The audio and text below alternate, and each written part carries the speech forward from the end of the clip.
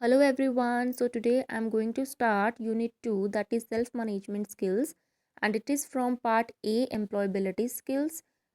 Subject is information technology and subject code is 802. It is for CBSE grade 12 students. So employability skills part, it is the A part from which your 10 marks will be covered in your examination. Okay. So in the previous video I have discussed about the unit 1, that is communication skills. So now there is second unit, that is self management skills. So from the word it is clear, self means कुछ भी चीज़ आप खुद से करते हो तो हम उसको क्या बोलते हैं, सेल्फ मैनेजमेंट, किसी भी चीज़ को सही तरीके से मैनेज करना। एंड स्किल्स कि आप किस स्किल्स की हेल्प से, किस मेन चीज़ों की हेल्प से किसी चीज़ को खुद से मैनेज करते हो, उसको हम बोलेंगे self management skills. Okay, first is self motivation. So students from the word it is clear कि अगेन इसके वर्ड से ही क्लियर है, सेल्फ मोटिवेशन। मोटिवेशन क्या होता है students? So let us consider one example for this. For example, आप grade 12th के स्टूडेंट्स हो, your board examinations are near. So आप क्या कर रहे हो, स्टडी कर रहे हो। बट अगर आपको कोई सब्जेक्ट टफ लग रहा है तो आप उसके लिए क्या करते हो?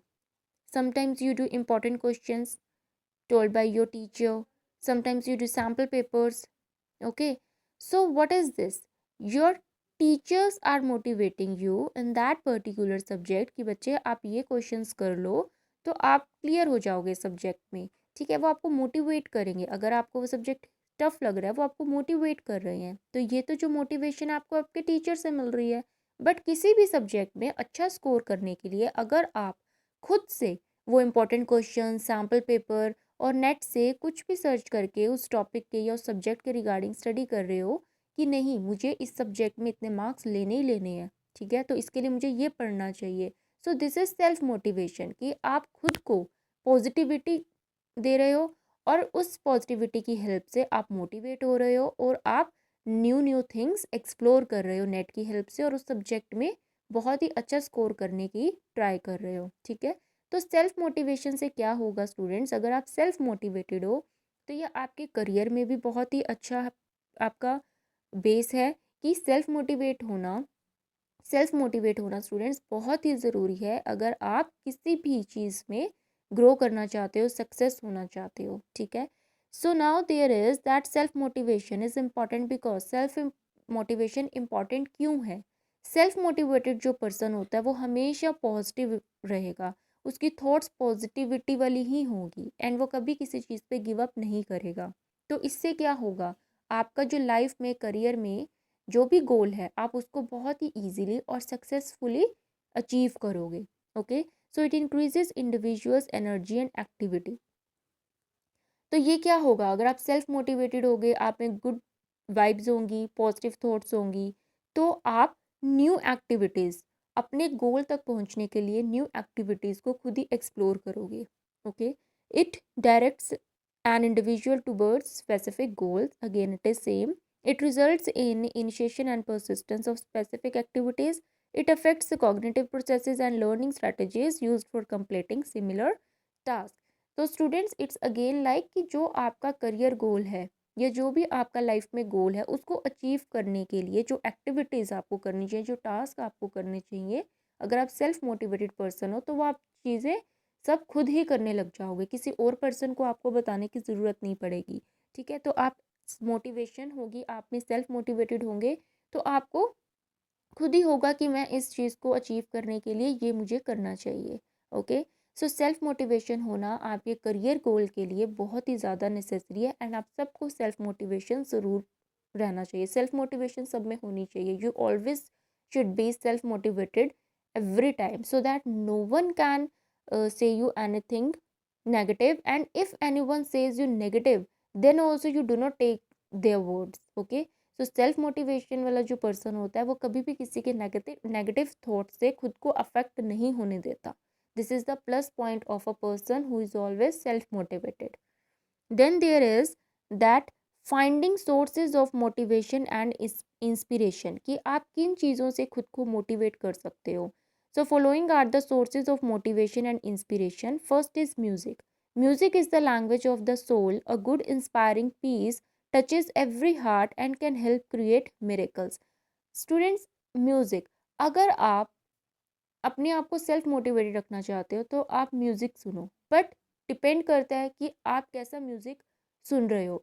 अगर आप स्पिरिचुअल म्यूज़िक सुन रहे हो या आप कुछ स्पिरिचुअल थिंग्स सुन रहे हो, तो इससे क्या होगा, आपकी जो थॉट्स होंगी वो बहुत ही पॉजिटिव वाली, बहुत ही गुड वाइब्स होंगी, कि कोई भी नेगेटिव एनर्जी आपको अफेक्ट नहीं करेगी।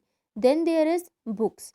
Books are said to be best friends, they expand our horizon of thinking, they help us visualize the unknown and uncharted territories beyond our capacities. Books about heroic acts, inspiring lives, and stimulating creativity help readers move beyond their routine lives. So, books से आप कैसे inspire हो सकते हो या कैसे आपको motivation मिल सकती है? अगर आप उन लोगों की बुक्स को स्टडी करोगे जिन्होंने अपनी लाइफ में बहुत ही अच्छे गोल्स अचीव किए हैं, तो आपको उन सबसे इंस्पिरेशन मिलेगी और आप मोटिवेट होगे कि आपको भी अपनी लाइफ में कुछ ऐसा करना चाहिए। Okay, then there is expensive thoughts, thinking and discussing big and positive ideas motivate us to reach our highest potential. So हमेशा जब भी हम अपने थॉट्स में, सॉरी, जब भी हम activities, sorry, one point has left, so I'll repeat that part, activities again. So expensive thoughts is that कि आपको जो अपनी थॉट्स हैं उनको हमेशा पॉजिटिव रखना है। ओके, अगर आपकी थॉट्स हमेशा पॉजिटिव हैं तो कोई भी नेगेटिव थॉट्स आपको अफेक्ट नहीं कर सकती। Activities, engaging in positive and skill enhancing activities keep our spirits high. Competition games, simulations, interviews for various committee positions are found to encourage, motivate and inspire students. Activities कि आपको किसी न किसी activity में involve रहना चाहिए। Suppose आप interview देने के लिए जाते हो, ठीक है, इधर यू क्लियर दैट इंटरव्यू और नॉट, बट अगर आप क्लियर करते हो इट्स वेरी गुड, बट अगर आप क्लियर नहीं भी करते तो gain some experience from that interview, and अगर उसमें कोई आपकी कमी रह गई है तो आप उसको नेक्स्ट इंटरव्यू में कवर अप करिए एंड उसको क्लियर कीजिए। बट कभी भी किसी चीज़ में नेगेटिविटी मत लेके आइए कि आपका फर्स्ट टाइम क्लियर नहीं हुआ so you can not do it next time also. तो कभी ऐसा नहीं होता, आप अपनी एक्टिविटीज़ में भी पॉजिटिविटी रखिए। Then there is living in the present, being present where we are rather than we are not brings in peace and calmness in our life. A calm and peaceful mind can help us achieve wonders. This quality of being aware and conscious of oneself is present moment is also called mindfulness. Mindfulness helps students to pay attention, reduce stress and help promote thoughtful approach towards life. So students, हमें हमेशा present situations में ही रहना चाहिए। We should not think about future so long और we should not go into the past. हम जिस present moment में हैं उसी प्रेजेंट मोमेंट में रह के हम जो एक्टिविटी हमें करनी है, फॉर एग्जांपल आप फ्यूचर में चाहते हो कि you want to become an engineer, so आपको प्रेजेंट में वो सब चीज़ें करनी चाहिए, आपको वर्क हार्ड करना चाहिए, स्टडी में अच्छा रहना है कि आप उस लेवल की स्टडी फ्यूचर में करो और उसमें सक्सेस रहो। तो आपको अपने प्रेजेंट में ही पॉजिटिविटी और प्रेजेंट में ही वो एक्टिविटीज़ करनी स्टार्ट करनी चाहिए जो आप फ्यूचर गोल चाहते हो। Then there is dreaming big. Dreaming big is a journey not a destination. Dreaming big, अगर आप अपने करियर गोल को अचीव करना चाहते हो तो आप सोचो कि आपको कैसे करना है, ठीक है, इसको अपनी एक जर्नी बनाओ। Then dreaming big help us to be mentally prepared to take that big leap forward. Only when we aim high we get motivated to work hard and achieve big things in life. तो आपको जो अपनी life में बनना है, अपने career के बारे में सोचिए और उसी के रिगार्डिंग ही ड्रीम कीजिए, बट उस ड्रीमिंग को अपनी एक्टिविटीज़ में भी लेके आइए कि आप उस गोल तक कैसे पहुंच सकते हो, ठीक है। तो आपको उस वे में स्टडी भी करना है अगर आपके करियर गोल्स हाई हैं तो। Then there is second point after self motivation is personality types, traits and disorders. So meaning of personality, तो students personality का क्या meaning है, एक्चुअल में हमारी personality क्या होती है। हमारी personality ये बिल्कुल नहीं होती कि हमें सिर्फ अच्छे कपड़े पहन के जाने हैं और अच्छा दिखना है, नो। हमारी personality हमारी complete body language से, body language को हमारी पूरी personality शो अप करती है। फॉर एग्जाम्पल, आप गुड क्लोथ्स वेयर कर रहे हो बट आप किसी से रूड बात कर रहे हो, so it means that your personality is not good. तो अगर पर्सनैलिटी में आपकी कंप्लीट बॉडी लैंग्वेज आ जाती है कि आप किसी से कैसे बात कर रहे हो, आपका क्या बिहेवियर है, आपकी थिंकिंग कैसी है, okay, and your clothes, your wearing of clothes, your talking. So each and everything regarding you comes in your personality. So personality is relatively enduring set of traits. These traits are made up of emotional, behavioral, and mental set of characteristics. Heredity has been found to be determining personality. Apart from environmental forces, personality is shaped through family, culture, society, education, and other environmental factors. तो आपकी personality ऐसी होनी चाहिए कि कोई भी आपको देखे तो उनको एक गुड वाइब्स मिले, आपसे पॉजिटिविटी मिले. So you should always speak polite with others, you should always wear good cloth, you should look good, okay, you should walk nicely. आपकी हर एक चीज़ बहुत ही अच्छी होनी चाहिए. एंड मेन थिंग दैट आपकी जो बिहेवियर है, आपकी जो मेंटल थॉट्स होंगी जो, वो सब बहुत ही अच्छी होनी चाहिए, पॉजिटिव वाली होनी चाहिए. आपको किसी के साथ रूड बिहेवियर नहीं रखना. Then there is influence of personality.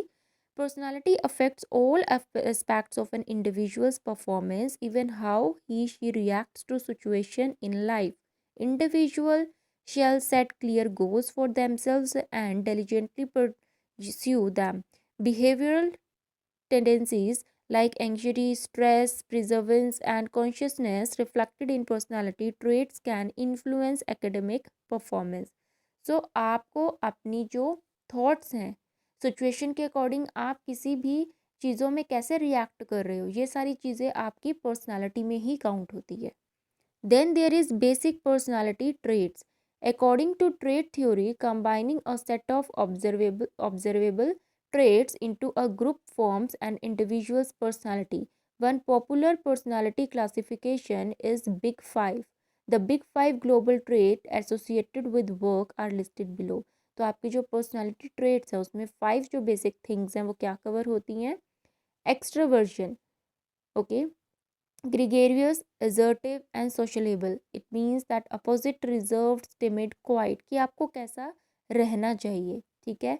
Then there is agreeableness, cooperative, warm and agreeable. Opposite, cold, disagreeable and antagonistic. Now students, क्या मतलब है एक्स्ट्रावर्जन? कि आप किसी चीज़ को कैसे रिएक्ट कर रहे हो, सोशली आप कैसे दिख रहे हो, आप सोशली कैसे किसी चीज़ पे, सिचुएशंस पे रिएक्ट कर रहे हो, ये सारी चीज़ें आती हैं. और इसके ऑपोजिट में क्या आता है कि आप रिजर्व्ड हो, मीन्स जो चीज़ें आपके माइंड में हैं आप उसको बाहर एक्सप्लोर नहीं कर पा रहे हो, क्वाइट चुप चुप रहते हो, ठीक है. एंड एक्स्ट्रावर्जन का मतलब क्या होता है कि आप इंटरेक्ट कर रहे हो लोगों के साथ, ठीक है, आप अपनी थॉट्स को किसी के साथ शेयर कर रहे हो, you are extraversion. Then agreeableness means आप अपनी, if you are in a team, in a job, so आप कैसे किसी के साथ कॉपरेट कर रहे हो, किसी एग्री कैस किस सिचुएशंस पे कैसे आप एग्री हो रहे हो, आपका क्या नेचर है, ठीक है, वॉर्म हो कैसे हो. तो इस टाइप से क्या जाता है एग्रीएबलनेस, कि किसी चीज़ को लेके आप कितने एग्री हो. देन अपोजिट क्या रहता है इसका? कोल्ड, डिसएग्रीएबल एंड एंटागोनिस्टिक चीज़ें, कि आप बिल्कुल कोऑपरेटिव नहीं हो, ठीक है, अग्री नहीं करते चीज़ों को जल्दी से, इस टाइप से. Then conscientiousness, hard working, organise and dependable, कि आप अपनी गोल को लेके हार्ड वर्किंग हो, आप मेहनत करते हो, चीज़ों को ऑर्गेनाइज्ड वे में रखते हो, आपको चीज़ों को अच्छे से ऑर्गेनाइज करना आता है. और इसके अपोजिट में क्या हो जाता है कि आप लेज़ी हो, आप बिल्कुल भी ठीक से काम नहीं कर रहे हो, ठीक है, डिसऑर्गेनाइज्ड हो, आप चीज़ों को ठीक से ऑर्गेनाइज नहीं रखते हो, अनरिलायबल हो, नॉट ट्रस्टवर्दी, ओके, डिपेंड, इस टाइप में. Then there is emotional stability, calm, self confident and cool, कि आप काम रहते हो, कूल रहते हो, ठीक रहते हो, ज़्यादा हाइपरनेस, एंग्जायटी, स्ट्रेस इस टाइप में नहीं हो, सेल्फ कॉन्फिडेंट हो, आप खुद में अपनी चीज़ों के लिए, आप जो वर्क कर रहे हो उसमें आप कॉन्फिडेंट हो. एंड अगेन इट्स ऑपोजिट कि आप इनसिक्योर हो, एंक्शस हो, डिप्रेस्ड हो, कि आप डिप्रेशन में रहते हो, स्ट्रेस जल्दी हो जाते हो, टेंशन में रह रहे हो, ठीक है. Then there is openness to experience, creative, curious and cultured, कि अगर आपको कोई न्यू चैलेंजेस मिल रहे हो उसके लिए आप हमेशा रेडी हो, क्रिएटिव हो चीज़ों को करने के लिए, क्यूरियस रहते हो, चीज़ों को जानने के लिए आप क्यूरियस रहते हो. एंड इसका ऑपोजिट क्या है again, that is narrow interest, कि आपका इतना इंटरेस्ट ही नहीं है चीज़ों में, ठीक है। So all these are the basic personality traits, कि क्या इनके पर्सनालिटी ट्रेट्स होने चाहिए, और अपोजिट में वो हैं कि जो आप में नहीं होने चाहिए। Common personality disorders, following are the common personality disorders. If anyone is identified with these disorders, counseling shall be provided by family member, teacher and counselor. So ये आपकी पर्सनालिटी डिसऑर्डर्स हैं कुछ, तो ये आप में नहीं होने चाहिए। अगर ऐसा कुछ होता है तो जो फैमिली मेम्बर्स हैं उनको क्या करना चाहिए, काउंसलिंग करवानी चाहिए, जिसको पर्सनालिटी डिसऑर्डर है उनके लिए। तो then there is first is paranoid. Paranoid क्या होता है students, feeling extremely nervous and worried because you believe that other people do not like you और are trying to harm you. अगर आप किसी चीज़ से इनसिक्योर हो, ठीक है, कि आपको लग रहा है कि कोई आपको हार्म करने वाला है और आप अंदर ही अंदर इस चीज़ को सोच रहे हो, ठीक है, तो ये क्या है, पैरानॉइड पर्सनालिटी डिसऑर्डर है। Second one is antisocial, is characterized by a pattern of persistent disregard for and violation of the rights of others. Means that आप कैरेक्टराइज्ड कर रहे हो एक persistent disregard पैटर्न को, okay, and violation of the rights of others. आप violence create कर रहे हो किसी के राइट्स के रिगार्डिंग, किसी के राइट्स को लेके। Then there is schizoid, is characterized by lack of interest in social relationships and people tend to be distant, detached and indifferent, कि इन लोगों को सोशली मीन्स किसी से इंटरेक्ट करने का मन नहीं करता, थॉट शेयर करने का मन नहीं करता, ये किसी से अटैच नहीं होते, ये डिटैच रहने लग जाते हैं, तो ये भी पर्सनालिटी डिसऑर्डर है, okay, schizoid. Then there is borderline, is marked by an ongoing pattern of varying moods, self image and behavior, कि अगर ये किसी में डिसऑर्डर होता है तो उस पर्सन को क्या होने लग जाता है, उसकी मूड में चेंजेस आने लग जाते हैं, ठीक है, सेल्फ इमेज बिहेवियर में चेंजेस आने लग जाती हैं। These symptoms result in impulsive actions and problems in relationships, तो इससे क्या हो गए, जो रिलेशनशिप्स होते हैं उसमें प्रॉब्लम्स आनी स्टार्ट हो जाती हैं। Then there is narcissistic, in a condition is a condition in which people have an inflated sense of their own importance, a deep need for excessive attention and admiration and lack of empathy. So इस situation में क्या होता है, इस personality में क्या होता है कि जो पर्सन होता है उसको चाहिए कि सारे उसको आकर पूछे, उनको अटेंशन चाहिए होती है सबकी, ठीक है, वो सबकी अटेंशन गेन करना चाहते हैं, तो ये भी एक पर्सनैलिटी डिसऑर्डर है। Then there is avoidant. Avoidant personality disorder is characterized by feelings of extreme social inhibition, inadequacy and sensitivity to negative criticism and rejection. Means इसमें पर्सन को डर लगता है कि अगर किसी ने उनको रिजेक्ट कर दिया, फॉर एग्जांपल कोई इंटरव्यू देने जा रहा है और वहाँ पर वो रिजेक्ट हो गया, तो वो उस बात को इतना डीपली ले लेंगे कि वो कुछ नेगेटिव स्टेप उठाने की ट्राई करेंगे, तो ये भी एक पर्सनालिटी डिसऑर्डर है। Then there is dependent.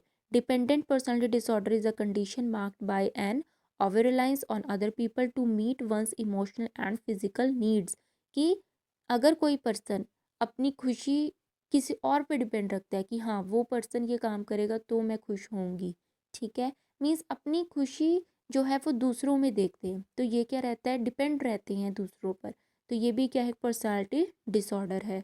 Then there is obsessive. Obsessive compulsive personality disorder is a personality disorder that is characterised by extreme perfectionism, order and neatness,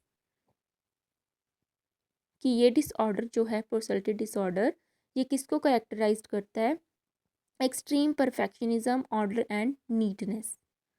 then after that there is this all are the personality disorder, कि अगर किसी person में ये personality disorder होते हैं तो उनको counselling की ज़रूरत होती है।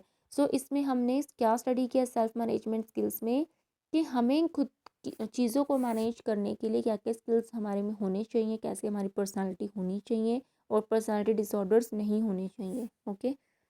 So all these are the things which covered in the second unit, that is self management skills. So after that there is ICT skills. So in this ICT skills all is about the spreadsheet. So you can try this practical in Enter Open Office software as well as in Microsoft Office. Okay, so this is all about the Excel sheet, that how you create Excel sheet, how you can write any text on it, with what is called active cell, which is the active cell, how you can merge two cells. So all these are the functions which you have to do practically in this unit, that is ICT skills. So today we have discussed about the self management skills. In the next video, I'll be there with the next unit from the employability skills part for grade 12 students. So till then, have a nice day and thank you.